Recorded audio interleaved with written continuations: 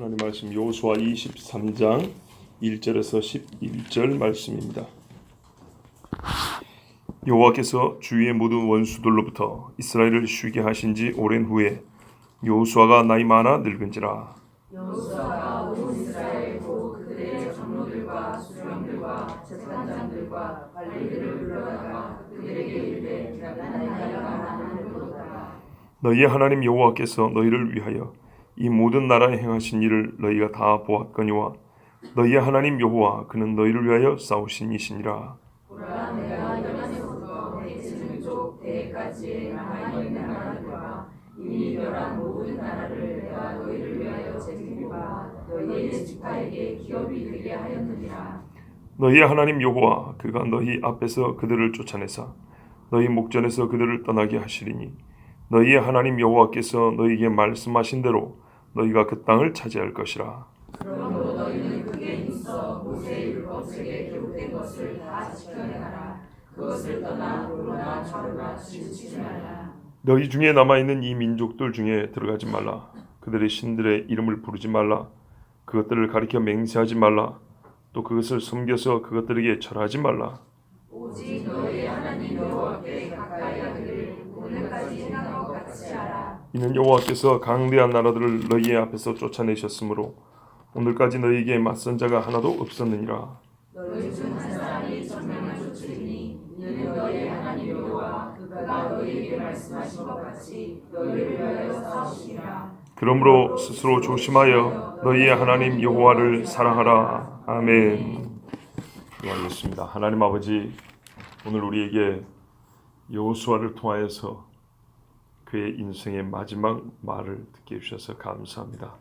그의 말은 곧 하나님의 말씀이요 우리 주 예수님의 말씀과 같이 정말 이 땅에 남아있는 하나님의 사랑하는 백성들을 위하여 주신 말씀입니다.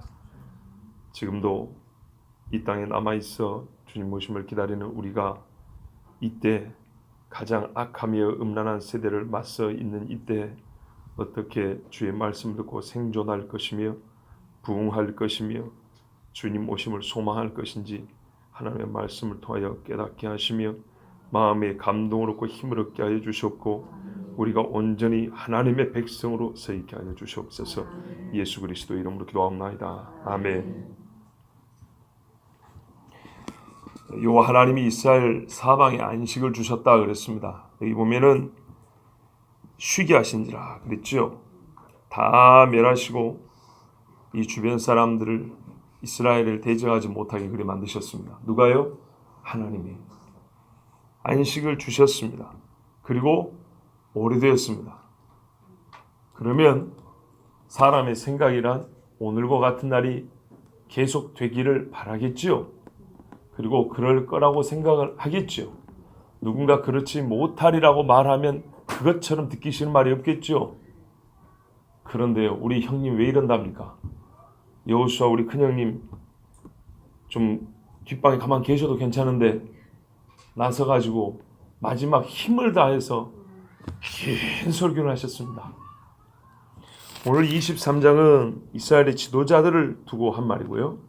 24장은 모든 지파, 24장 1절 보세요. 이스라엘의 모든 지파를 세겜에 모았답니다. 좀 넓은 데로 모았죠. 지금 어디서 한 거냐면 실로에서 한 겁니다. 23장은 지도자들만 모아서 성막 있는 실로에서 본인이 또 그쪽에 살고 있지 않습니까? 이쪽 여기서 외친 것이고 또 세겜, 물론 여호수아 그중에 살죠. 근데 여기 이제 또 넓은 지역이죠. 여기로 온 백성들을 모아가지고 한 말씀 하셨어요. 서 있기도 힘든데 말입니다. 여호수아는 110세에 죽었습니다. 그리고 가나안 정복하고 벌써 오랜 시간이 흘렀기 때문에 본인이 죽을 날에 가까운 줄 알고 불렀으므로 지금 나이는 아마도 110세에 가까이 된 나이, 105세 이상은 넘었지 않았을까? 충분히 그렇게 생각해 볼 수 있죠. 왜냐하면 성경 자체가 오래됐다 그러잖아요. 안식을 주신 지 오래됐고 그 안식이 여전한 때입니다. 그러므로 이때 어른들에게 기대하는 말 또는 어른들이 해주면 좋을 법한 말은 뭐냐면 이 좋은 일들이 어떻게 해요? 계속되기를 또 덕담을 해주길 바라죠. 그러니까는 내용도 좋고 그 내용을 채우는 어휘들, 말들도 긍정적인 어휘로 채우면 너무 좋잖아요. 그런데 목적은 잘 되길 바라는데 내용을 채우는 어휘를 보면, 이게 낱말들을 보면 별로 그렇게 긍정적인 어감을 주는 말들이 별로 없어요. 그렇죠? 9절 어디냐 여기 7절 같은 거 보세요. 6절 7절 보세요. 뭐뭐 하지 마라 이렇게 시작하잖아요.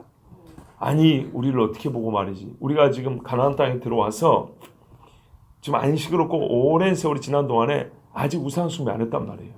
그러니까 우리가 이처럼 잘 지키고 있는데 왜 이 할아버지는 꼭 또 이때에 나서가지고 우리 보고 안 그래도 잘하고 있는데 우리가 그렇게 하면 뭐라고 하시지?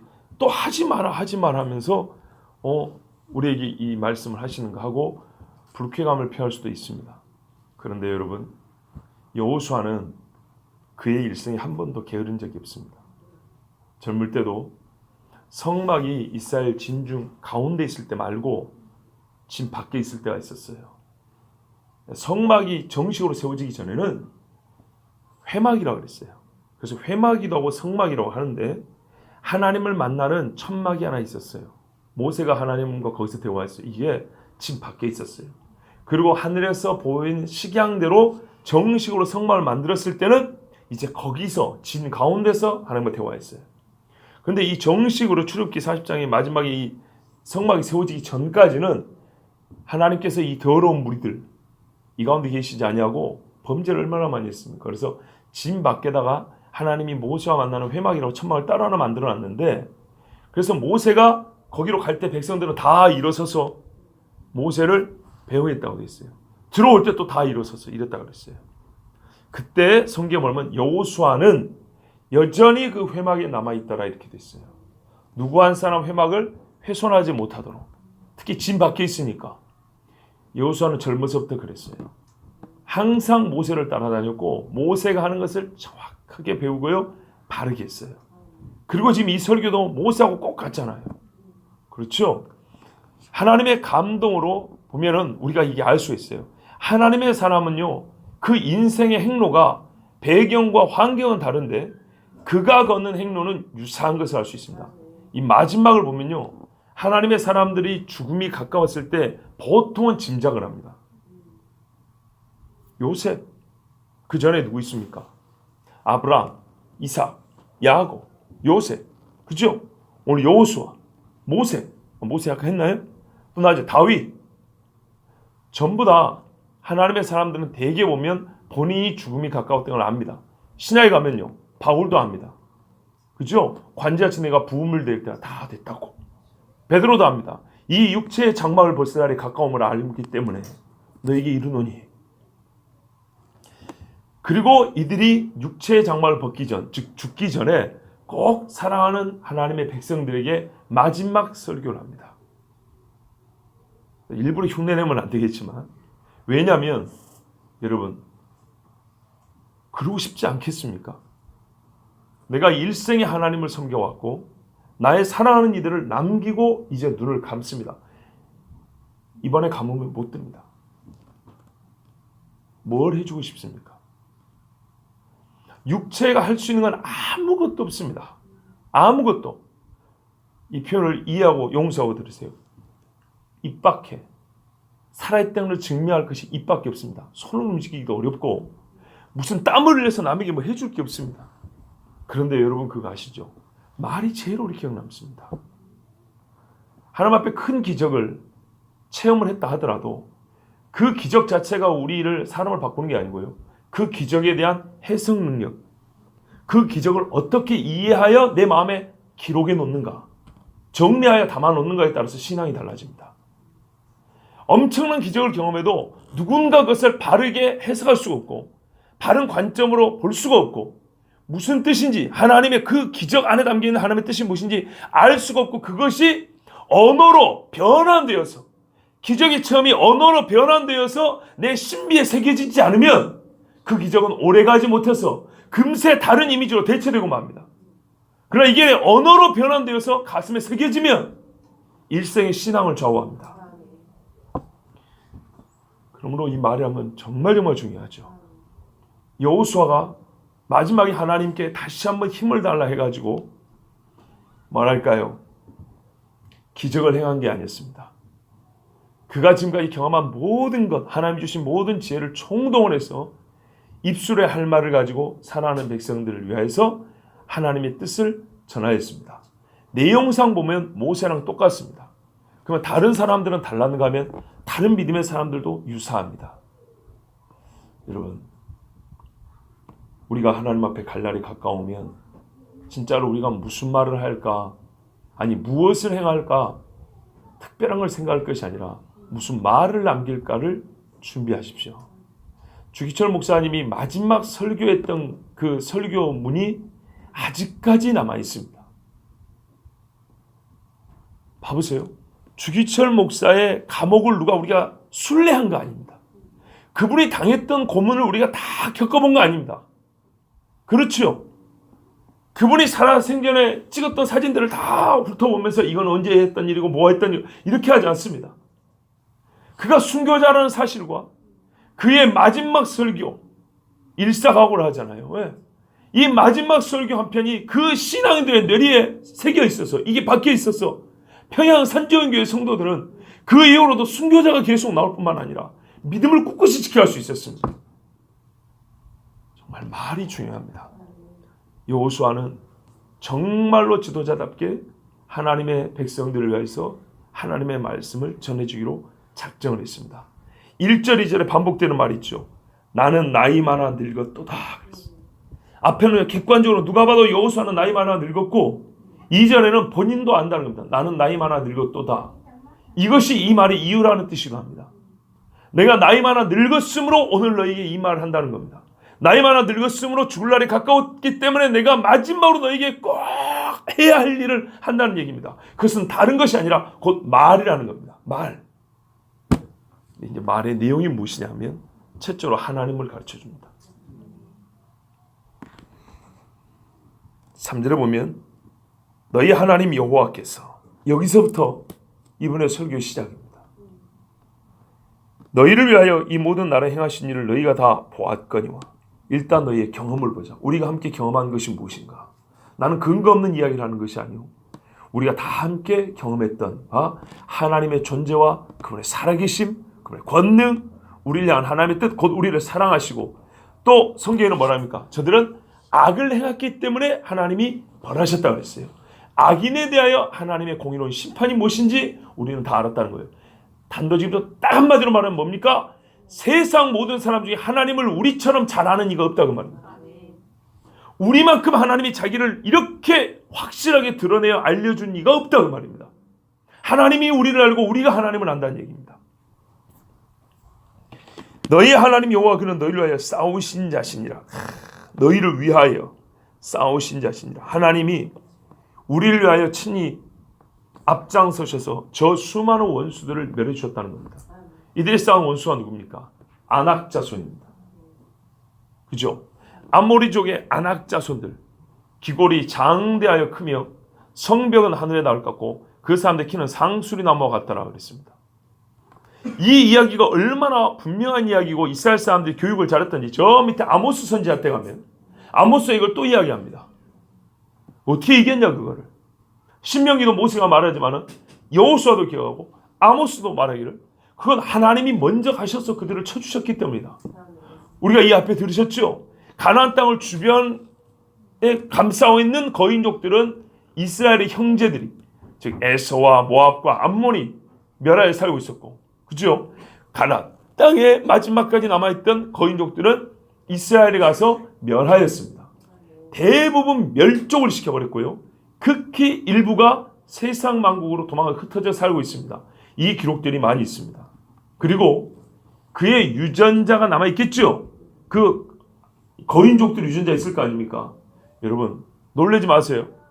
우리나라 삼국시대 왕들 있죠? 삼국시대 왕들 중에 키가 2m 몇십 되는 왕들이 상당히 많다는 거 아십니까? 고대 왕들은 기골이 장대한 거인들이 대부분입니다. 대부분이라면 또 이상해 말꼬투리 잡을 수 있어요. 우리가 생각한 것보다 훨씬 많습니다. 어느 한 나라를 세웠거나 초창기 나라의 전성기를 이루었던 왕들 중에는 거인족들이 많습니다. 신라에 무슨 여왕이 있는데 그 여왕도 키가 2m가 넘습니다. 그들이 직접적으로 거인족이라고 얘기하는 게 아닙니다. 거인족의 후에 거인족의 씨가 남아있어 요즘에도 가끔 아주 키가 큰 사람이 나옵니다. 돌연변이처럼. 그런데 옛날에는 지금보다 훨씬 많았다는 걸 아셔야 됩니다. 우리나라 왕들 중에 신발 사이즈가 350 박물관에 있습니다. 이거는 제가 만들어낸 말이에요. 어디서 또 목사 이상을 뭐 아니요, 박물관에 진짜 있어요. 350. 표현이 좀 그렇지만 어떤 왕은 거인족이란 말이에요. 거인족이다 보니까 이런 것까지 보면 짝이 맞는 여자가 없어요. 그래서 여인들 중에 최고로 키 큰 여인을 짝으로 지어줬다라는 이야기도 우리나라 역사에가 기록이 되어 있습니다. 삼국시대 역사에가. 자, 그와 같은 거인들입니다. 2m 후반에서 3m 정도 되는 이 거인들을 누가 멸했다고요? 이스라엘이 멸했지만 그게 가능합니까? 우리는 스스로 보기에도 뭐가 같다고요? 메뚜기 같다 그랬어요.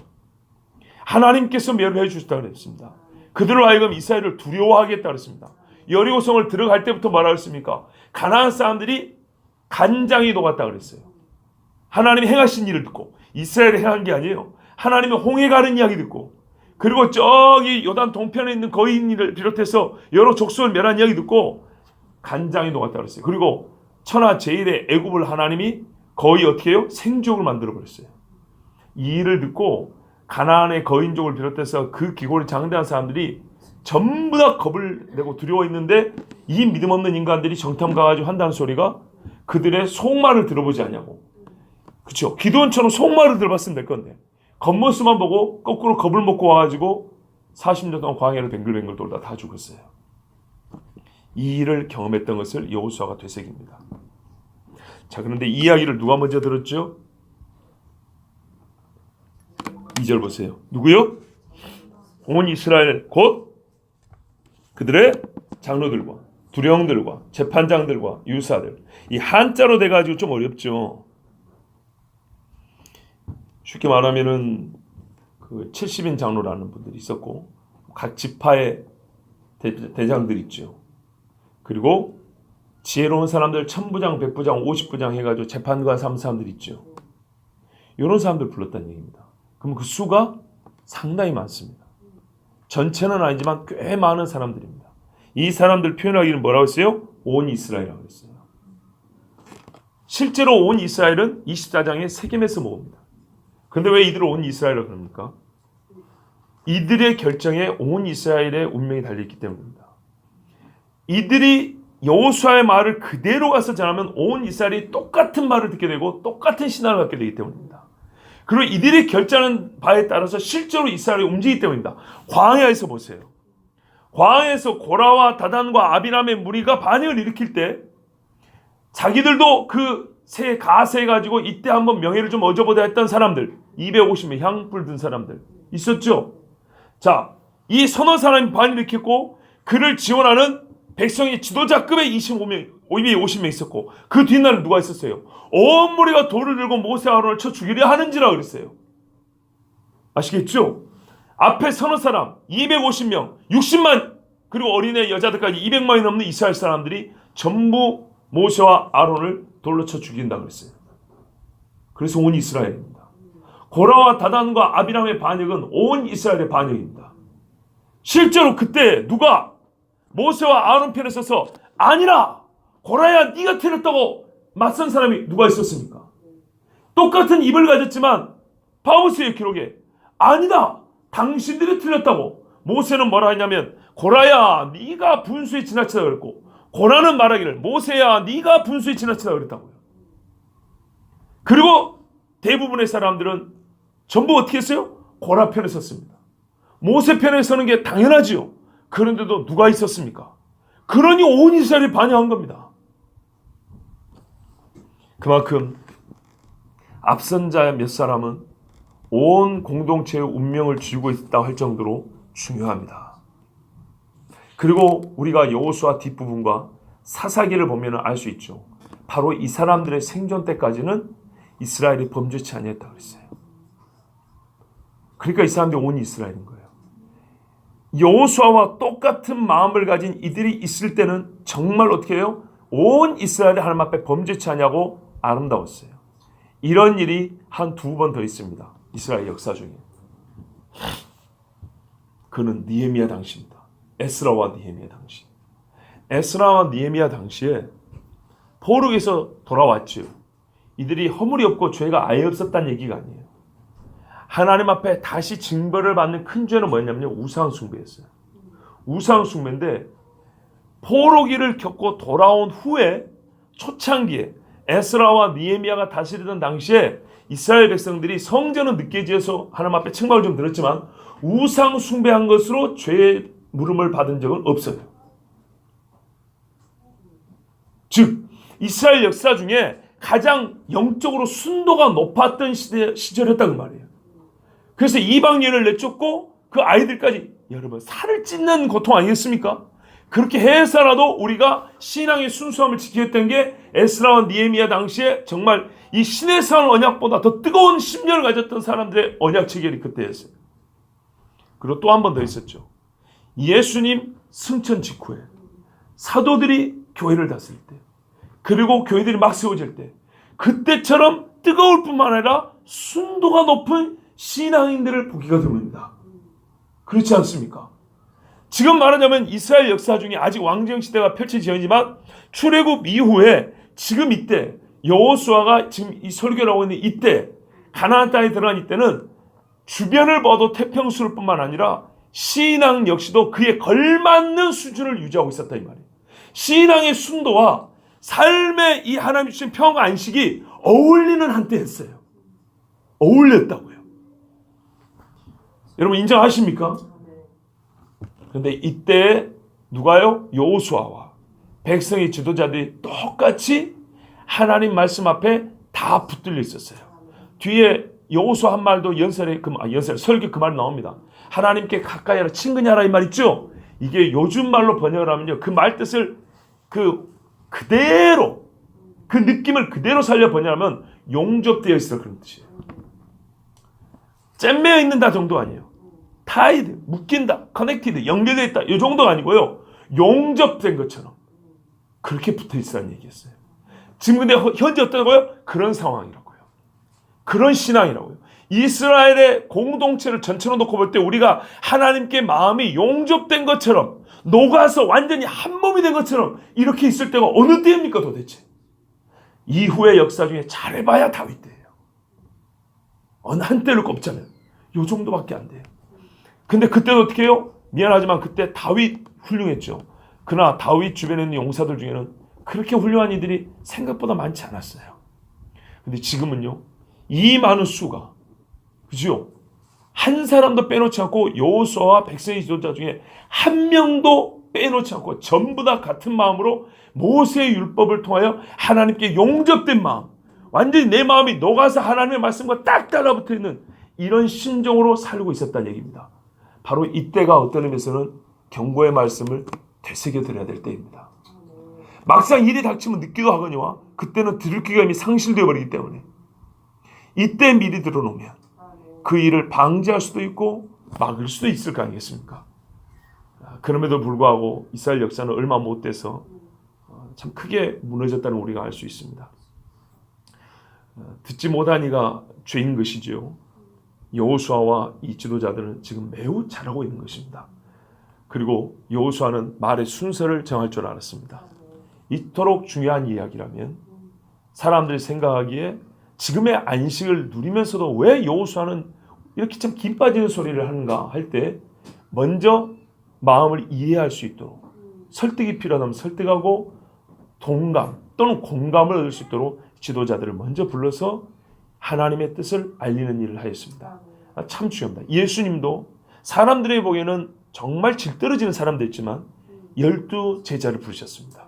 그리고 이들을 사도라 칭하시고 그들에게 먼저 하나님의 나라를 그 누구보다 분명하고 확실하게 가르쳐 주셨습니다. 세밀하게. 예수님이 이 땅에서 거기까지 했으면 그게 다라는 얘기입니다. 이 땅에 오신 하나님이 사람에게 가르쳐 있는 모든 것을 다 가르쳐 줬습니다. 그런 것처럼 하나님께서는 이때 당시에 여호수아와 이 백성의 지도자들에게 당대에 하나님 주실 수 있는 계시는 다 준 겁니다.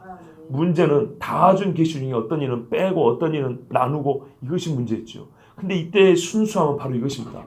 모세를 통하여 주신 율법 중에 요즘 우리처럼 가려내지 않았어요. 좀 부딪힌다고 떨궈버리지 않았어요. 시대에 맞게 변형시키지 않았어요. 벌써 여러분 광야와 가나안은 환경이 너무 다르잖아요. 그럼에도 불구하고 여전히 율법은 율법인 거예요. 여전히 하나님은 하나님이신 것처럼. 그래서 이 똑같은 말씀을 먼저 지도자들이 하나 되어서 말씀으로 뭉쳤던 겁니다. 자, 그리고 여호수아가 이제 이 지도자들에게 먼저 가르칩니다. 보라, 내가 요단에서부터 해지는 편 대해까지, 해지는 편 대해는 요즘으로 하면 지중해입니다. 남아있는 나라들과 이미 멸한 모든 나라를 내가 너희를 위하여 제비 뽑아 너희 지파에 기업이 되게 하였느니라. 이건 우리가 앞에서 봤던 이야기죠. 하나님이 분명히 기업을 나눠줬는데 어떤 지파는 부지런히 가서 어떻게 해요?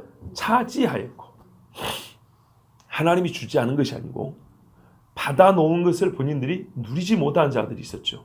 차지하지 못하고 이 백성들과 동맹을 맺어버린다든지 아니면 무시하고 살아버린다든지 그냥 지금 있는 게 좋으니까 굳이 꼭 볼 필요가 있나라고 안일하게 생각하는 사람도 있었고요. 하여튼 땅을 주신 이는 하나님이고 땅을 차지하지 못한 건 사람입니다. 지금 여호수아는 하나님께서 하신 일을 지금 말씀하고 있습니다. 여호와 하나님께서 너희에게 기업이 되게 하셨다. 그리고 나에게 맡겨준 일은 어디까지냐면 내 생의 사명은 그 땅을 분배하라는 것까지다. 그러면 분배 그 자체가 곧 너희가 삶에서 평안을 누리는 것이며 너희가 승리를 온전히 취했단 말이야. 그거는 너희 몫이다. 그래서 하나님께서 멸한 족속과 남아있는 족속들을 다 제비 뽑아서 너희에게 기업이 되게 하셨느니라. 언제까지일까요? 영원입니다. 하나님께서 땅을 주실 때 분명히 영원히 너와 네 자손에게 그랬습니다. 우리 복음성도 그렇게 부르죠. 그러니까 보세요. 역사상 유례 없이 1900년이 넘었는데 이스라엘이 돌아왔지 않습니까? 우리 어두웠던 눈이 확 열리는 대사건이 발생하지 않았습니까? 근데 아직까지도 이스라엘에 대한 예언을 이스라엘과 며칠을 못 지킨다는 것은 정말 눈이 어두워도 너무 어두운 겁니다. 보이는데 여호수아가 뭐라냐면요, 눈의 호수했다 그랬어요. 1600년대 매튜엘리 목사님은 이 구절을 뭐라냐면 여호수아는 백성의 지도자들에게 자기의 설교를 증거가 있어야 될 거 아닙니까? 이 증거를 그들의 눈에 호소했다 그랬어요. 너희가 봤지 않냐? 우리 사람이 백문이 불여일견이라면서요. 이스라엘이 세우는 걸 봤지 않냐? 그 말입니다. 저 세워진 거를 보면서도 왜 우리는 본 것을 못 믿죠? 가장 의심스러울 때 보여달라고 하지 않습니까? 보여줬잖아요. 그런데 안 믿어요. 기업을 줬잖아요. 가나안 땅 직접 줬잖아요. 그랬는데도 안 믿어요. 차지할 줄은 몰라요. 이것은 어떻게 된 거죠? 사람 믿음이 없다는 증거입니다. 다른 말을 할 게 없습니다. 이스라엘이 회복됐다는 것은 하나님께서 이스라엘 주신 약속이 확실하다는 얘기고, 이스라엘은 분명히 누가 머리도 복 받았다는 얘기입니다. 그들의 회개는 남아있습니다만은 종국적으로 올 때 복 받았다는 얘기입니다. 그래서 하나님 말하잖아요. 복 있는 자와 함께 있으라고. 복 있는 자를 왜 비란 말이죠. 악인을 왜 빌면은 내가 악을 행한 것이 됩니다. 여러분, 눈에 호소할 때 그때는 우리 인간에게 성격이죠. 우리가 사람 육체이기 때문에 육체의 예법대로 내가 설명을 한다. 바울도 그러잖아요. 눈에 호소한 것은 영안을 얘기하는 거 말고 육적 시각을 말합니다. 여기다 호소했다는 것은 우리에게 더 이상 보여줄 것도 없다는 얘기고, 그리고 하나님이 충분히 우리 양심을 깨우쳐 줄 거 다 깨우쳤다는 얘기입니다. 남은 거는 이제 나의 고백만 있는 것입니다. 자, 기업이 되게 하셨다. 5절 보세요. 다 누가 쫓았다고요? 여호와 하나님이 너희 앞에서 쫓았다. 우리 앞에서 쫓겨났으니까 우리가 봤을까요? 안 봤을까요? 봤지요. 너희 목전에서 떠나게 하시리니 앞으로도 떠나게 할 겁니다. 실제로 지금 그렇게 했죠. 너희 하나님 여호와께서 너희에게 말씀하신 대로 너희가 그 땅을 차지할 것이라 그랬어요. 반드시 이렇게 될 것이라는 약속이었고, 실제로 역사 중에 그랬던 적이 있었고 지금 또 그러고 있는 중입니다. 여러분, 최근에 뉴스 보셨어요? 러시아 전투기, 러시아 정찰기 군용기죠. 민간 항공기 군용기를요 시리아가 미사일을 쏴고 격추시켜 버렸습니다. 들으셨어요? 뉴스에 안 나왔나 보죠? 시리아에는 지금 러시아 군부대가 있습니다. 시리아 도와준다고 러시아가 와 있습니다. 근데 시리아가 쏴버렸어요. 정찰하고 돌아오는 러시아 군인 그 공군 비행기를 난리가 났죠. 근데 러시아가요 시리아한테 뭐라 한 게 아니고 이스라엘한테 뭐라 했습니다. 왜냐하면 이스라엘이 시리아를 폭격하러 가면서 러시아 정찰기 뒤에 붙어버린 거예요. 참 이스라엘 사람들 담력도 크죠. 러시아가 열받아서 침을 어쩔 겁니까? 시리아 치러 가는데 피하 식별을 한단 말이죠.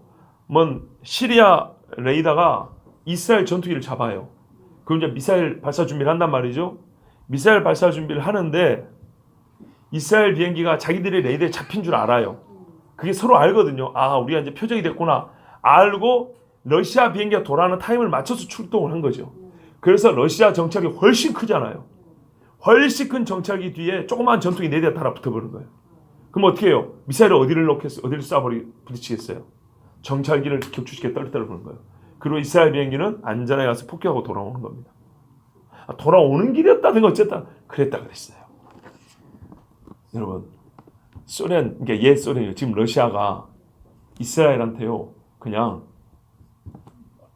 뭐랄까요, 유감 표시 정도 어떻게 지금 손을 못 씁니다. 재밌지 않습니까? 그 손바닥만한 나라가 옛날 6.25 전쟁이라든지 73년에 제3차 중동 전쟁 이런 전쟁 보면 이스라엘이 쓴 작전은요 세상 어느 나라에서 찾아보기 어려운 정말 배포 큰 작전이 많습니다. 이게 성공할까? 진짜 어려운 얘기들이 많거든요. 근데 돼요. 보통 그런 경우에는 어떻게 되냐 하면은 하나님이 도우사라고 말합니다. 하나님이 도우사. 옛날 6.1 전쟁 때도요. 여기 보시면 뭐라 했습니까? 우리 10절에도 보면요. 정말 멋진 말씀 있죠? 너희 한 사람이 1000명을 쫓는다 그랬죠. 6.25 전쟁 때 이스라엘 군인 한 사람이 이집트 군대 1000명 단위 넘는 군대를 한 사람이 총을 들고 포로로 잡아온 거 아십니까? 제 말이 거짓말이면 인터넷 찾아보세요. 실제로 있어요. 이스라엘 군인 한 사람이 1000명이 넘는 1000명이 한 1000명 정도로 알고 있어요. 1000명 단위의 이집트 군인들을 한 사람이 포로로 끌고 왔어요. 이집트 군인에게 물어봤어요. 당신들 1000명이 넘는데 어떻게 이스라엘 군인 한 사람 앞에서 총을 다 내려놨냐고. 그들의 증언이 1000사람이 뭐라고 하는지 아십니까? 저 한 군인 뒤에 어마어마한 큰 천사가 그 광채와 그 두려운 위용을 가지고 위에서 내쫓고 보고 있더라는 거예요. 벌벌 떠고 전부 다 총 내리고 엎드려 버렸대요. 근데 그 한 사람은 자기가 한 줄 아는 자기 앞에 전부 엎드리니까 나 죽었다고 생각하는데 엎드리니까 전부 다 손들어 따라와 이러고 끌고 온 거예요. 그 사람들은 그 뒤에 있는 천사를 보고 무서워서 다 주저앉았다고 그랬어요. 이게 현대에 있는 일입니다, 여러분. 약 50년 전에 우리가 사는 이 시대에 실제로 있었던 이야기입니다. 하나님이 그냥 6일 동안에 그 중동나라에 일을 해줬다니까 그냥 그런가 보다 하십니까? 말 그대로 가나안 땅에 전쟁을 할 때 그 역사가 20세기에도 똑같이 일어났다 이 말입니다. 하나님은 역시 여전히 살아계시고요. 여전히 이스라엘 편이었어요. 하나님은 잘하든 못하든 참 탁월하든 열등하든 이스라엘 통하여 이 세상에 복음을 전하기로 작정하셨기 때문에 여러분 그 범위를 확 줄여서 나 개인으로 보세요. 나 개인으로 보면요. 우리 집안에 내가 뭔데요? 네? 우리 족보에 기록되어 있는 무슨 성씨에 무슨 파에 내가 도대체 뭔데 왜 나 한 사람을 불러서 하나님이 우리 집안에 복음을 전하게 하셨냐 이 말이에요. 그렇게 보면요. 이스라엘에게 하나님 너무 편파적인 것 같은데 아니요. 나를 봐도 똑같아요. 내가 뭘 했다고요? 나 한 사람을 하나님이 지금까지 사랑해 줄 이유가 뭡니까 도대체? 내 편이 되어 줄 이유가 뭡니까? 내가 매번 하나님을 기쁘게 합니까? 그렇지 않잖아요. 그러니 하나님의 은혜란 겁니다. 그것을 민족 단위로 받았다 한들 뭔 불만 있습니까? 그래요. 그들을 통하여 우리가 여전히 하나님 살아계신 증거를 갖게 됐는데 뭐가 불만입니까? 오히려 감사할 뿐이죠. 자, 하나님께서 목적을 쫓아버리고요. 그 땅을 차지하게 한다 그랬어요. 지금 보세요. 이미 찾아오는데 또 차지할 것이라 그랬죠. 장래에 분명히 더 차지할 땅이 있기 때문에 하나님 말씀하신 거예요. 그러므로 너희는 이제 이게 중요합니다. 크게 힘써. 어쩌라고요? 힘써. 힘 안 쓰면 불가능해요. 우리가 신명기도 봤잖아요. 마음을 어쩌라고요? 다하고 뜻을 다하고 힘을 다해야지 가능한 겁니다. 하나님은 다를 요구하고요. 또 하나님을 사랑하는 것은 다할 작정을 세워잡고 조금만 해야지라는 그 작정하는 순간 하나님 사랑은 물거품 되는 겁니다. 하나님이 우리에게 다 주지 않은 적이 어디냐 말이에요. 그 아들을 주시니까 우리에게 그 성령의 좋은 은사들을 함께 주시지 아니하겠느냐 그랬잖아요. 아들을 준 것이 다 준 것 아닙니까? 근데 우리 하나님 앞에 다 드리잖아요. 다 드림의 신뢰는 누가 했죠? 아브라함이 그 아들을 내놨잖아요. 크게 힘써. 다른 번역에는 크게 용기를 내라 이런 뜻도 있습니다. 우리의 마음이 약해질 수밖에 없다는 겁니다. 누가 위협을 해서만 약해진 게 아니고 약하면 스스로 약해지는 거죠. 여러분 봐보세요. 몸에 세균이나 바이러스가 침투해서 병이 들어 약해지는 수가 있고 어떤 경우 있죠? 가만히 있으면 어떻게 해요? 몸이 역시 약해지죠. 근력도 떨어지고 면역도 떨어지고 그러죠. 그래서 병원에 계시면 어떤 면에서는 처음에 그 병은 치료가 되는데 다른 데가 약해져 가지고 퇴원한 후에 계속 몸이 어떤다 그래요? 골골하다 그러죠. 그런 경우가 있습니다. 여기 보시면 너희가 힘써 그랬어요. 우리 마음은 어떻게 돼 있다고요? 약하게 돼 있어요. 신앙생활요. 여러분하고 저하고 본 것도 그래요. 우리 서로 얼굴 이렇게 마주보는 입장에서 제가 보기에 여러분 중에 한 분이라도 신앙생활이 최고 피치에 올린 다음에 꾸준한 번 한 번도 못 봤어요. 여러분이 저를 볼 때도 그렇잖아요. 설교 시간에는 목소리가 큰 게 비슷비슷한 것 같은데 조금 힘들어하는 것 같기도 하고 때로는 막 날아갈 것 같기도 하고 그죠? 어떨 때는 철근도 씹어먹을 것 같은데 어떨 때는 퍼시기도 못 먹을 것 같고 여러분이 보기에도 제가 그렇게 보일 때 있죠? 그렇다니까요. 우리의 마음은요 용기를 잃게 돼 있고요 힘이 떨어지게 돼 있어요. 마음의 근력이 떨어지게 돼 있어요.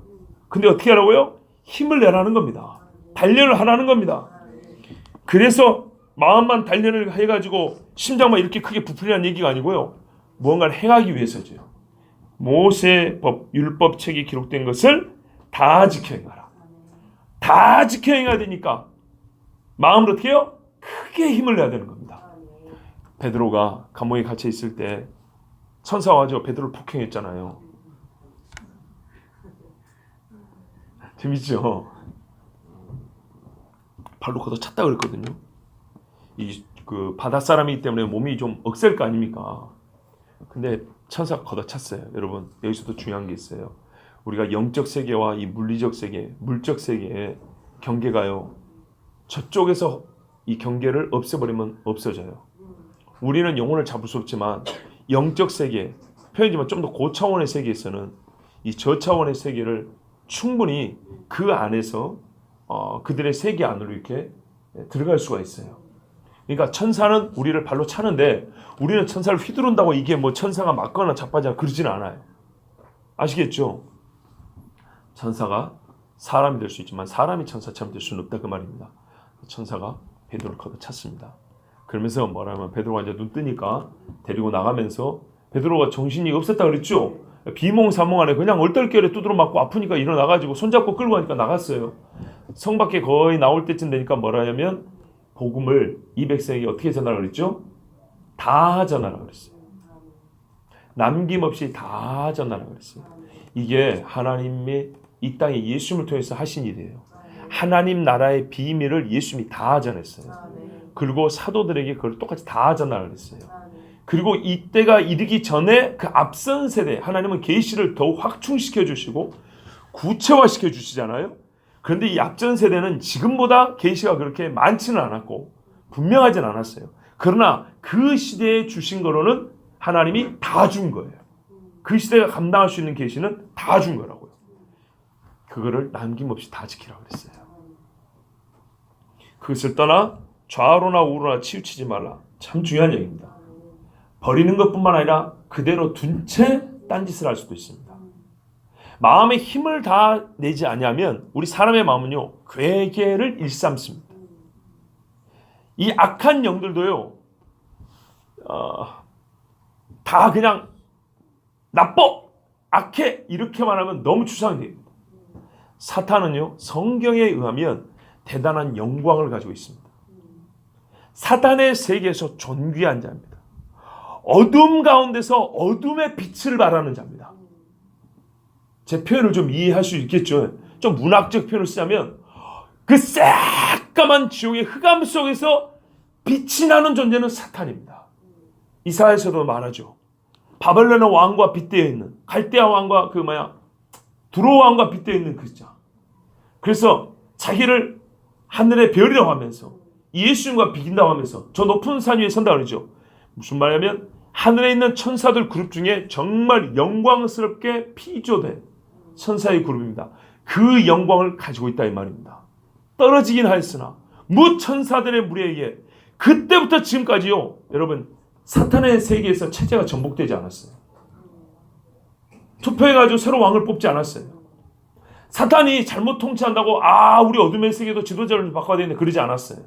무슨 말인가? 사탄은요, 그 악한 자의 무리 속에서는요, 이만한 인물이 없는 거예요. 최고로 악랄하고 최고로 악한 일에는 지혜롭고 최고로 그들 가운데서는 어둠 가운데 빛이 나서 사탄이 어디 있는지 그냥 다 확인할 수 있는, 눈 감고도 그 빛이 들어와서 눈을 감고도 어디 있는지 감지할 수 있는 자가 빛나는 자 사탄이에요. 샤로님, 빛나는 자라고 그랬어요. 이 사탄입니다. 벨리알은 저번에 말씀드렸죠. 교활하기 그지없어서 점잖으나 스며시 파고드는 뱀같이, 몰록 아들을 불에 바치라 그랬죠. 매우 전투적이며 아주 포악하며 잔인하며 사단이 하는 일도 상당히 스펙트럼이 넓습니다. 빨주노초 파란보 악한데 악한 일의 종류가 다양하다고요. 그 각 영역별로 악한 영들도 어떻게 해요? 직무가 있어요. 성경의 천사들도 직무가 있죠. 성경에 말하면 자기 영광과 지위를 가지고 떨어졌다 그랬다고요.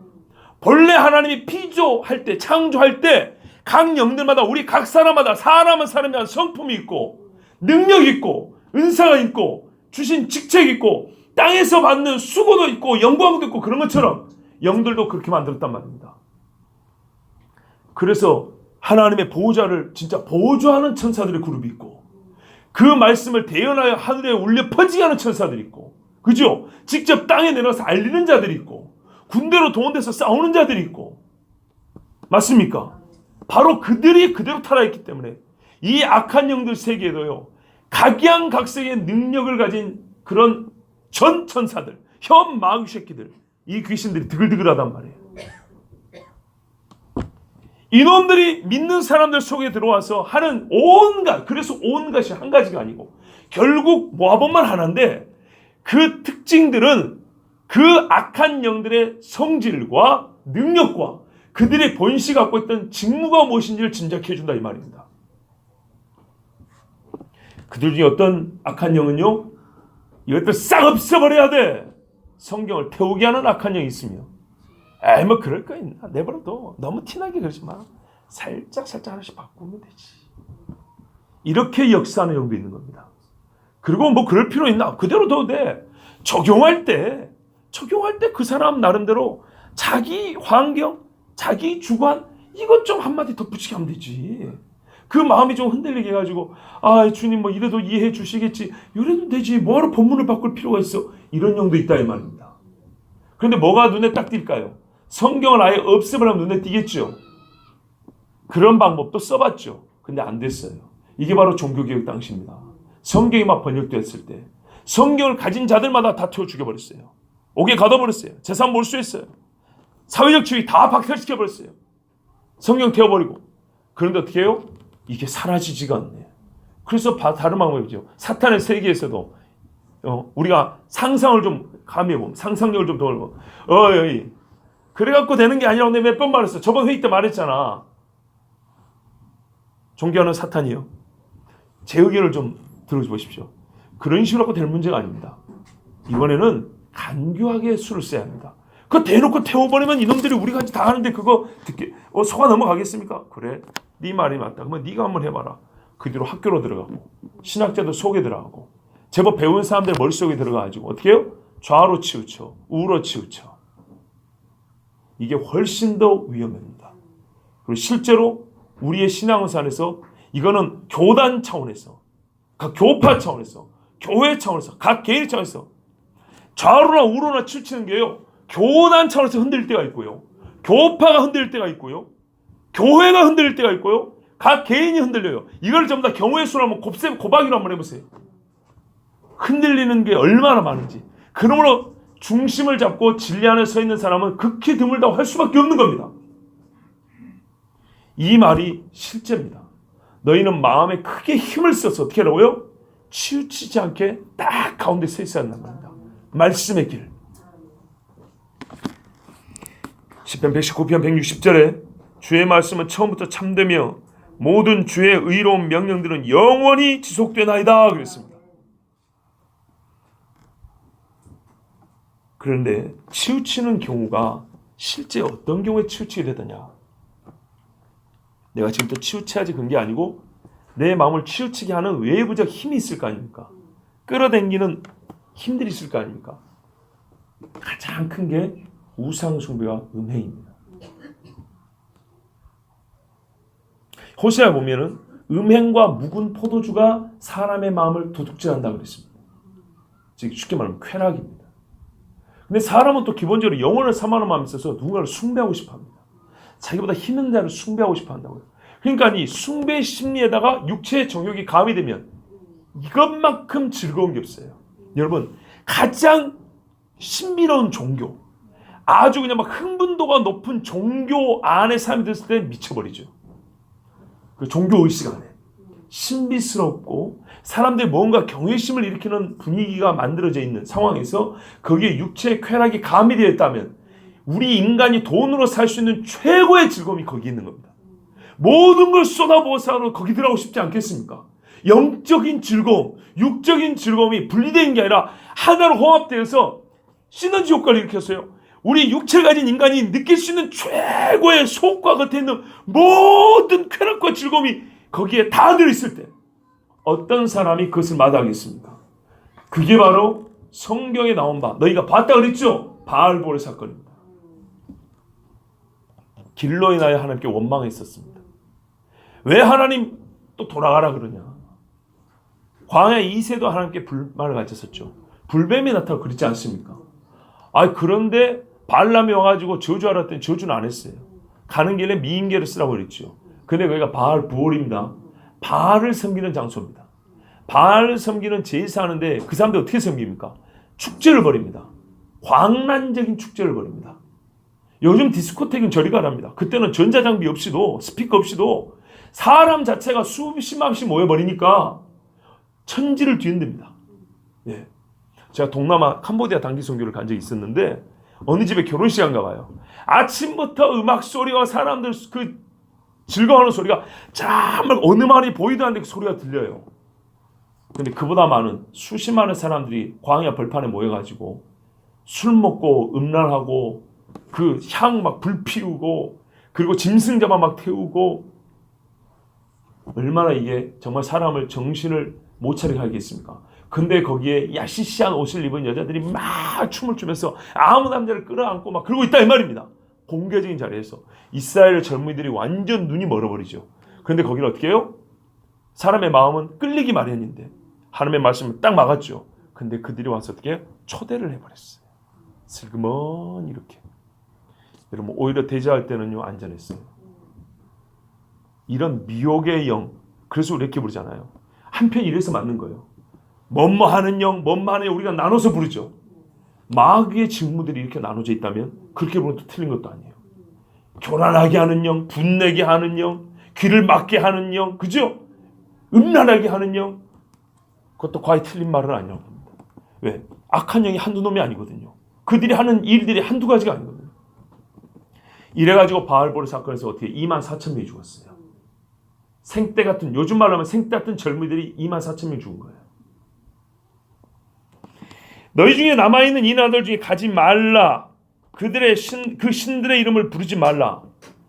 우리의 마음이 빼앗기는 것은 결정적으로 하나님 하는 다른 신이라고 하는 우상을 섬기는 거죠. 근데 이 우상을 섬길 때 사람은 뭐가 동반되면 쉽게 따라간다고요? 쾌락이 동반되면. 그래서 실제로 마귀가 만든 이 사악한 종교들에는 반드시 쾌락이 들어있습니다. 하나님이 주신 것은 희락입니다. 전도서 말은 너희가 해 안에서 먹고 마시는 것이 하나님이 주신 분복이다 그랬어요. 이건 복입니다.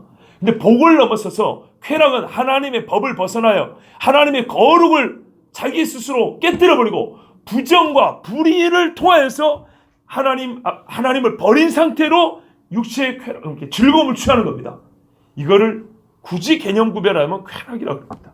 육체의 정욕을 따랐다 이렇게 말합니다. 이 사람들이 결국에는 우상 숭배인데요. 우상 숭배에 빠뜨리는 방법은 쾌락이었습니다. 같이 놀자 즐거워하자 했습니다. 사실 그것도 이 안에 들어있다고 봐야 합니다. 왜냐?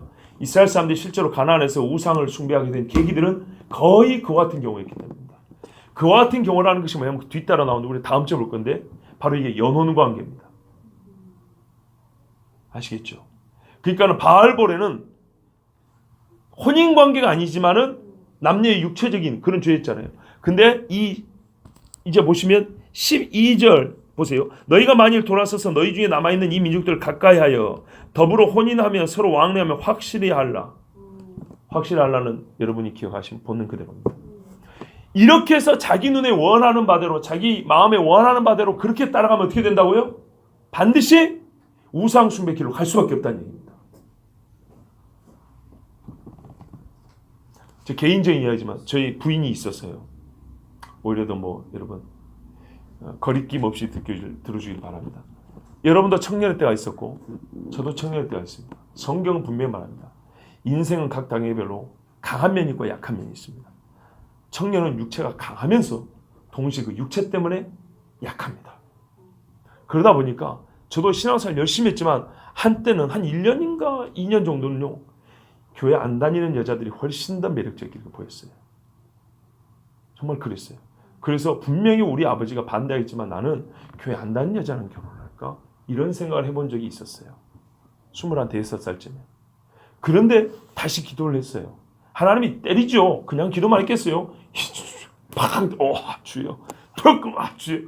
그러고 나서 기도를 하는데 하나님 가르쳐 줬어요. 그래도 예수 믿는 여자가 제일이다. 그 깨달음을 줬어요. 한 27인가 6 후반부인가. 그래서 이제 신학교 가면서 오늘에 이르기까지 이렇게 왔습니다. 이게 중요한 문제입니다. 여러분 분명히 직간접적으로 경험이 있으실 거예요. 이건 중요한 문제입니다. 이게 우상 숭배를 하지 말라는 얘기지만 이 우상 숭배와 12절 이하의 이 혼인 관계는요. 뗄래야 뗄 수 없는 관계를 갖고 있습니다. 솔로몬이 왜 타락했습니까? 천하의 지혜로운 자가 왜 타락했습니까? 나시른으로 머리를 자르지 않냐고 사자를 맨손으로 찢어주겠던 삼손이 왜 눈알이 뽑히고 곰처럼 재주를 부렸습니까? 블레 사람 앞에서. 재주를 부리는 자가 하나님의 종입니까? 그러니까는 하나님이 태어나기 전부터 천사가 나타나서 그 삼손은요, 그 IBM한테 예언을 준 아이들 아닙니까? 그래 나가지고 나시른 하나님 앞에 구별된 자로, 일평생 구별된 자로 세워진 자가 대적들 앞에서 눈알이 뽑히고 재주를 부렸어요. 이 얼마나 끔찍하고 정말 참혹하고 마음이 찢어지는 일입니까, 여러분? 네? 욕으로도 먹어도 믿는 사람이 믿는 사람들 앞에서 너 그러면 안 돼, 읽어놨지. 세상 사람들 앞에서 땅에 뒹굴면서 침뱉음을 당하면서 그런 것처럼 삼손을 생각하면 저는요, 또 같은 남자기도 하지만 솔직히 개인적으로 연민의 정이 엄청 저는 많이 솟아올라요. 너무 인간적으로 짠한 인간이에요. 이 인간이 나 친구였으면 샤딩이나 한 대 패고, 물론 힘이 너무 세서 좀 조심해야겠다. 너 정신차려 했을 것 같은데 너무 안타까운 사람이, 너무나 안타까운 사람. 솔로몬과 삼손이 어째요? 그 참 안타까운 생을 마감하게 된지 여러분 잘 기억하십시오. 성경에 말한다 14는 확실히 하려고 했습니다. 근데 왜 그러냐? 이들이 이 세상의 사람하고 그냥 교제하는 걸 끝나는 게 아니라 반드시 뭐가 된다고요? 그 신들의 이름을 불러요. 그 신의 이름을 부른다고요. 이 삼손이 제주 부린 데가 뭔지 아십니까? 블레셋 사람들이 자기들의 신 숭배하는 그들의 예배 시간입니다. 예배 시간 특별한 순서, 특송으로 삼손이었고 이 대단한 장사가 와가지고 거기서 힘 다 빠져갖고 제주 부린 게 특별 순서였다니까요. 그때 하나님 앞에 간절히 기도했잖아요. 그래서 하나님이 인자하고 거기는 많으신 분이에요. 한 번만 나에게 힘을 주사. 참 그러니까 너무 마음이 아픈 거예요. 여러분, 한 번만 나에게 힘을 주사면 하나님 주십니다. 근데 그게 한 번만 힘쓰고 죽을 게 아니었잖아요. 그것을 가르쳐 맹세하지 말라. 맹세를 왜 합니까? 최종적으로 신뢰하는 일을 가지고 맹세하죠. 최종 권위. 그 신들이 최종 권위가 되는 겁니다. 또 그것을 섬겨서 그것에 절하지 말라. 절을 안 해야 되는데 어쩌면 하게 된다고요? 발볼. 그러면 잘하게 된다고요. 여러분, 솔로몬이요 대건축가잖아요. 솔로몬이 지은 게 뭡니까? 예루살렘 성전이죠. 그 다음에 또요 궁입니다. 궁이 없어서 지었습니까? 있죠. 다윗도 궁이 있었습니다. 두로왕 히람이 다윗을 위하여 궁을 지어줬습니다. 그래서 다윗이 그랬잖아요. 나는 백향목 궁에 거하면서 여호와의 성막은 이 성막을 그대로 예루살렘 어디에다 천막을 쳐놨단 말이죠. 그게 너무 마음이 아팠던 거란 말이죠. 그 궁을 두고 또 지었습니다. 왜요? 애굽에서 데려온 자기 처 때문에. 그 다음엔요 각종 부인들 때문에 산당 신당을 지어줬다고 했어요. 솔로몬의 3대 건축 사업을 여러분 무시하면 안 됩니다. 신당도 들어갑니다. 솔로몬이 우리말로 얄궂게 지어줬을까요? 솔로몬입니다, 여러분. 가진 게 돈입니다. 돌처럼 은부치를 굴렸다는 사람입니다. 솔로몬이 예루살렘 성전 못지않게 문제는 이겁니다. 예루살렘 성전이 가운데 있으면 사방 삥 둘러서 온갖 잡신의 신당을 지어줬다는 얘기입니다. 대구에서 옛날에 같이 찬양 사역했던 친구들이 그러더라고요. 대구가 영적으로 왜 어둡냐 그러면 사방으로 절이 둘러싸고 있다는 겁니다. 그런 표현을 하더라고요. 예루살렘을 그렇게 만드는 겁니다. 솔로몬이요. 이게 솔로몬의 3대 건축입니다. 가슴 아프게도. 왜 그렇게 됐습니까? 그들의 신들의 이름을 부르도록 하였으며 그 신의 이름을 부르며 맹세하게 하였으며 그것을 섬겨서 절하게 한 죄는 작다 하겠습니까? 그리고 반드시 사람들은 따라하게 되어 있습니다. 솔로몬 본인은 혹시 절하지 않았다 할지 몰라도 그가 만들어 놓은 신당에 그 왕비들과 처첩들이 데려가는 신하들 어떻게 했을 것 같습니까? 왕비 혼자 무릎 꿇으라고 가만히 있었을까요? 하녀들은? 그 재물들 왕비가 머리에 이고 어깨에 지고 이러고 갔을까요? 하인들은 우상에 바칠 재물이며 금붙이며 은붙이며 소 잡고 돼지 잡고 다 그랬겠죠. 더러운 피가 예루살렘에 흘러내리고 그 일을 하나님을 섬겨야 할 사람들이 그 왕족들이 그 일을 하는데 동원하지 않았겠습니까? 제사장과 레위인이 더러워지는 것은 시간 문제입니다. 그리고 생각해 보세요. 거기서 나오는 것들을 얻어먹는 사람들이 더 부유하게 보여요. 제사장과 레위인이 마음이 혹하겠어요? 안 하겠어요? 혹하겠죠? 우상 숭배하는 사악한 귀신의 제사장들이 더 떵떵거리며 산단 말이죠. 거룩한 자들의 마음에서 힘을 뺏는 이 악한 일을 한 것이 바로 누구라고요? 솔로몬이라고요. 지금 솔로몬을 비판하자는 것이 아니고 그처럼 훌륭한 왕이라 할지라도 악한 마음이 들고 그 마음에서 여호와 사랑이 빠져버리면 그 젊을 때 어릴 때 그 마음이 빠져버리면 어떻게 된다고요? 좌로 우로 치우친다니까. 율법은 여전히 있어요. 그러나 치우쳐서 주변 사람들로 하여금 다 타락하게 만들고 이스라엘로 하여금 패망의 증거 아니면 패망의 말할까요? 빌미를 갖게 하는 그런 사람이 되어버린다 이 말입니다. 그래서 하나님께서 절대 그렇게 하지 말라고 말씀하셨습니다. 시편 16편 4절에 나는 그들의 바친 피에 술제물을 바치지 아니하고 그들의 이름들도 내 입술에 두지 아니하리라 시는 고백했습니다. 봐보세요. 여기 다 들었어요. 바치는 피에 술제물을 안 바치고 그 이름도 내 입술에 두지 아니하리라. 입술에 거짓 신들의 이름이 있는 것과 그들의 제물을 바치는 것은요 동시적 사건이에요. 호세아 2장 17절에도 내가 그녀의 입에서 바알들의 이름들을 제거하리니 그들이 다시는 그들의 이름으로 기억됨이 없으라 했어요. 이 백성들이 시간이 지나니까 어떻게 보면 여호와 하나님 해야 될 사람들이 바알 이러고 있다는 거예요. 교회 다니면서 마찬가지예요. 여러분, 교회는 오지만 하나님의 말씀이 일상의 언어가 되지 못하면 내 친구가 그러는데, 아니 어떤 사람이 그러는데, 아니 뉴스가 그러는데, 아니 어느 책에서 그러는데, 이건 참고할 수는 있겠지만 최종 권위는 뭐죠? 하나님의 말씀이죠. 하나님의 말씀으로 처음부터 말하고 수 있고 마지막 결론을 맺을 수 있어야 돼. 그러지 않냐고. 내 생각에는 내가 아는 누구는, 어떤 전문가는 이런다고요. 그 말들을 다 불필요하다는 얘기는 아닙니다. 그러나 하나님의 말씀이 내 마음에서 사라져버리면 다른 이름들이 들어와서 그 이름들로 말미암아 맹세하며 섬기며 절하며 우리의 사고의 근거를 삼으며 우리 행사의 최종 결론을 그 이름에서 찾게 된다는 얘기입니다. 이것이 말입니다. 율법을 가지고 있어도 없는 자와 같이 좌로 우로 치우치는 겁니다. 여러분, 이런 생활이 우리에게 있습니까 없습니까? 있어요. 오직 너희 하나님 여호와를 친근히 하기를 오늘날까지 해야 한 것 같이 하라. 그런데 여호수아가 인정을 합니다. 너희가 지금까지 어떻게 했다고요? 하나님께 친근히 해왔다. 어느 정도라고 아까 말씀드렸죠? 용접된 것처럼. 어떻게 알아요? 요단강 건넜잖아요. 갈라주고 건넌 게 아니라 먼저 법궤 메고 발을 먼저 디뎠잖아요. 안 갈라주면 어쩔 건데요. 그냥 들어가 버렸잖아요. 들어가니까 물이 멈췄잖아요. 여리고는 어떻게? 세상에 우리 이미 들었지만은 7일 동안 한마디 하지 않는다. 일치당이나 이런 군사작전이 어디 있습니까? 보셨습니까? 말이 안 해요. 이런 미친 짓을 왜 하냐고 생각할 법한데 아무도 말하지 않고 일주일을 돌고 마지막에 외치라니까 외쳤어요. 이런 일이 있을 수가 있습니까?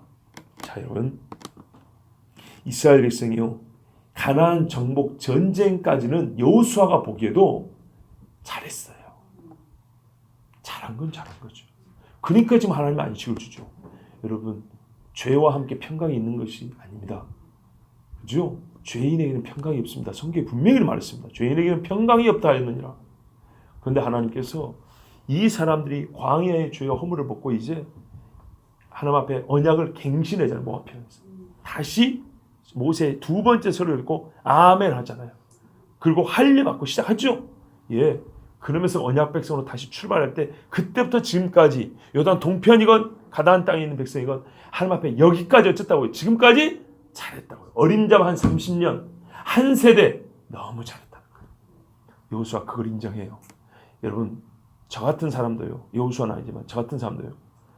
자, 인정 잘 하잖아요. 자, 칭찬할 건 확실히 칭찬해 주잖아요. 잘못한 건 확실히 아니라 그러잖아요. 그렇죠? 이것도 저것도 아닌 게 문제지. 여호수아 분명히 말해요. 잘했다고.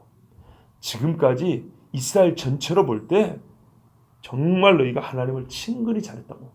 이게 모세가 설명하잖아요. 마음을 다하고 힘을 다하고 뜻을 다해 주 너희 하나님 사랑을 얻는데 지금까지 잘했다는 거야. 안 하겠다고. 이대로 하라는 이대로. 근데 문제는 뭐 이게 안 지켜질 수 있다는 겁니다. 대저 여호와께서 강대한 나라들을 너희 앞에서 쫓아내셨으므로 오늘날까지 너희를 당한 자가 하나도 없었느니라. 그죠? 이야, 정말 레위기 26장, 신명기 28장 한번 찾아보시면 여러분 충분히 이 말씀이 어떤 말씀인지 이해되실 겁니다. 자, 많은 나라들 이스라엘보다 강대합니다. 신명기도 그랬잖아요. 너희는 수요가 많은 백성이 아니라 그랬어요. 편을 삼을 때는 기본적으로 수가 많은 쪽을 삼는 게 상식입니다. 근데 하나님은 오히려 수가 적은 너희들을 부르셨다 그랬어요. 그리고 하나님이 너희 편이 되어주셔서 강대한 나라들을 쫓아내셨고 지금까지 너희를 당한 자 하나도 없다. 무슨 말입니까? 하나님은 말씀한 대로 다 행했다는 겁니다. 다. 그러니까 너희에게 다 하려고 합니다.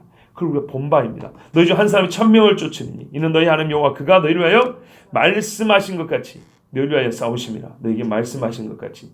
와. 그런데 거꾸로는 뭔지 아십니까? 거꾸로는 예레미야 37장 10절에 이런 말씀이 있어요. 가령 너희를 치는 갈대아인 중에 부상자만 남았다 치자. 이스라엘하고 바벨론하고 붙었어요. 근데 이스라엘이 일단 이겼어요. 그래서 바벨론 군대에 부상자만 남았어요. 전부 다 절뚝발이 8짜리 사람만 남았다고요. 그 중에 부상자만 남긴다 할지라도 그들이 각기 장막에서 일어나 이 성을 불사르리라. 보세요. 여호와 하나님 말씀 안에 있으면 한 사람이 천을 쫓아요. 그런데 말씀을 벗어나면 어떻게 된다고요? 언약 백성의 말씀을 벗어나면 대적이 부상자만 있고 우리는 사지 멀쩡한 군인이 성벽을 가지고 초롱성처럼 지키고 할지라도 대적이 부상자밖에 없어도 그들이 우리 성을 불살라 없애버린대요. 왜요? 하나님이 그들 편이 되어버리니까. 여러분, 그러므로 어째요? 스스로 조심하여 너희 하나님 여호와를 사랑하라. 여호수아의 말을 아주 쉬운 우리의 일반적 표현하면요, 지금 하나님이 우리 편인데 하나님이 우리 편이 아닌 때가 오면 안 된다 이 말입니다. 현재 하나님이 우리와 함께 하시는데 요한계시록에 하나님이 촛대로 옮기는 일, 절대 그런 일은 발생해서는 안 된다는 얘기입니다. 근데 우리 사람은 마음에 힘이 떨어지고 약해지면, 제가 작년인가 특별 새벽기도 때, 월삭기도 때 했잖아요. 미국에 있는 어느 목사님 말했다 했잖아요. 토요일날 절대 신발 안 가는데 사람이 곧 죽어간 데서 신발을 갔더니 그분이 말하더라고요. 목사님, 제가 지금은 교회 안 다니는데 죽어가는 힘없는 목사. 옛날에 제가 큰 은사도 맛봤고 이렇게 봉사도 열심히 했고 교회도 잘 섬겼고 목사님들하고 사역도 열심히 했고 막 그리 했었습니다라고 하더라고요. 죽어가는데. 그런데 마지막에 뭐라고 하는지 아십니까? 그런데 목사님, 제가 제 마음을 지키지 못했습니다. 이러고 울더라고. 그러지 않았습니까? 딱 한마디요. 그 앞에 모든 것이 물거품돼 버린 게 뭐라고요? 내 마음을 지키지 못했습니다. 그래서 이제 그러고 나서 죽을 때가 가까우니까 세상에 두려워도 이렇게 두려울 수가 없는 거예요. 네? 옛날에 그 주여 주여 똑같은 거예요. 내가 주의 이름으로 뭣다고 했는데 불법을 행해버린 거예요. 그 행한 것은 그것이고 그 이후로 내가 마음에서 주님을 떠나버려버렸다 이 말입니다. 그러니 너무 두려운 나머지 찾아도 누굴 찾아요? 아니, 하버드대 출신 의사를 찾아야지 죽어가면.